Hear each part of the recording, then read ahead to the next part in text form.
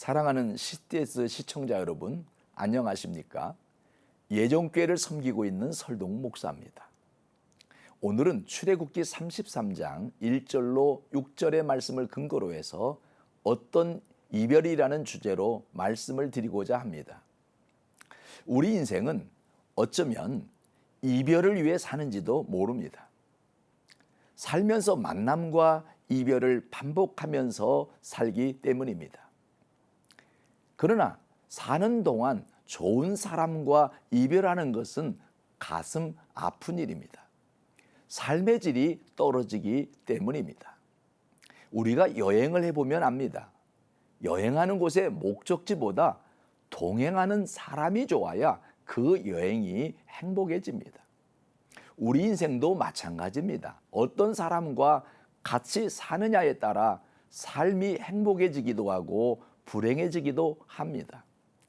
누구와 함께 하느냐에 따라 인생의 행복 지수가 달라지는 것은 너무나 당연합니다.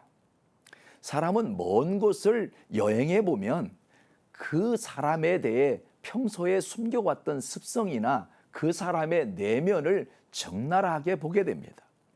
여행을 함께 하면서 어려운 일을 함께 겪어봐야 상대를 아끼고 배려하는 그 사람의 진정한 모습을 보게 됩니다. 그렇기 때문에 좋은 사람과 함께 여행을 하면 여행지에서도 너무나 즐거운 시간을 보낼 수 있습니다. 오늘 본문에 보면 이스라엘 백성들의 여정은 늘 하나님과 동행했습니다. 그런데 금송아지 우상숭배 사건이 있은 후 하나님은 이스라엘 백성에게 신의 산을 떠나라고 말씀하시면서도 나는 너희와 함께 올라가지 않겠다라고 이별을 선언하시는 장면이 나옵니다. 하나님이 화가 나서 진노하신 것입니다. 그 장면이 바로 오늘의 본문입니다. 금송아지 우상숭배 사건으로 크게 진노하신 하나님께서는 그들에게 약속하셨던 가나안 땅을 주기로 한 것에 대해서는 약속을 지키겠다고 말씀하셨습니다. 단지 마음이 변한 것은 내가 너희와 함께 올라가지 아니하리니라는 단서를 붙였습니다. 이 말씀을 들은 이스라엘 백성은 가나안에 대한 희망과 기쁨이 완전히 사라져 버렸습니다. 왜냐하면 하나님께서 동행해 주지 않는 가나안 땅은 그들에게 더 이상 소망의 약속이 아니라 참담한 소식일 따름이었습니다.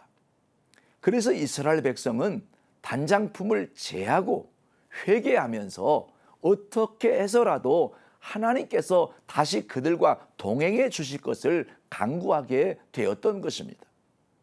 하나님 편에서는 이별을 통보했지만 이스라엘 백성들의 편에서는 끝까지 이별을 하고 싶지 않은 것입니다. 우리는 하나님과 동행해야 삶이 안전하고 평안합니다. 살면서 다른 이별은 다 해도 되지만 하나님과의 이별은 해서는 안 됩니다. 첫째는 성전을 사모하며 떠나지 않는 삶을 살아야 합니다.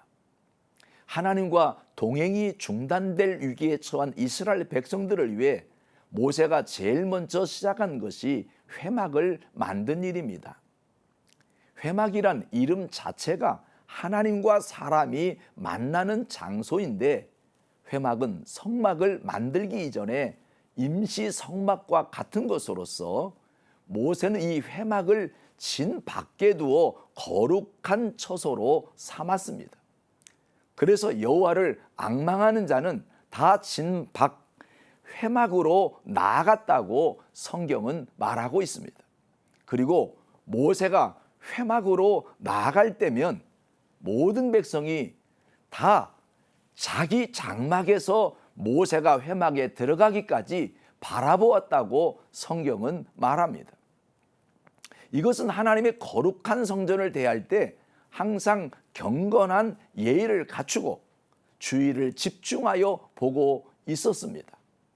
그러다가 회막에 구름 기둥이 설 때면 하나님께서 친히 강림하심을 깨닫고 모든 백성이 자기 처소에서 다 일어나 서서 경배함으로 최고의 경외를 올렸습니다.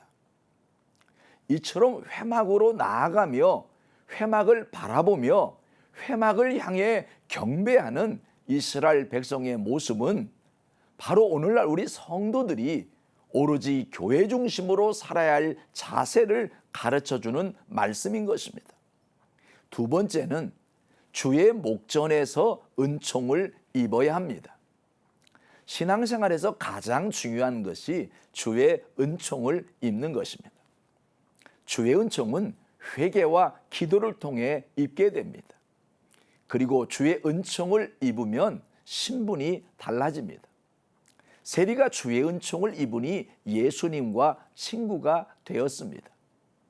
우리가 살면서 은총을 받아야 하는 것은 하나님과 동행하기 위해서인 것입니다. 사랑하는 시청자 여러분, 여러분은 삶의 여정에서 누구와 동행하기를 원하십니까? 미켈란젤로가 그린 천지창조의 그림을 보면 하나님과 아담의 손이 닿을락 말락하는데 아담은 거만하게 누워서 손가락을 내밀고 있습니다. 접속이 될 듯 말 듯 하는 모습입니다. 조금만 더 가까이 가면 닿을 텐데 눈으로 잘 보이지 않을 만큼의 간격이 있습니다. 이것을 좁혀야 합니다.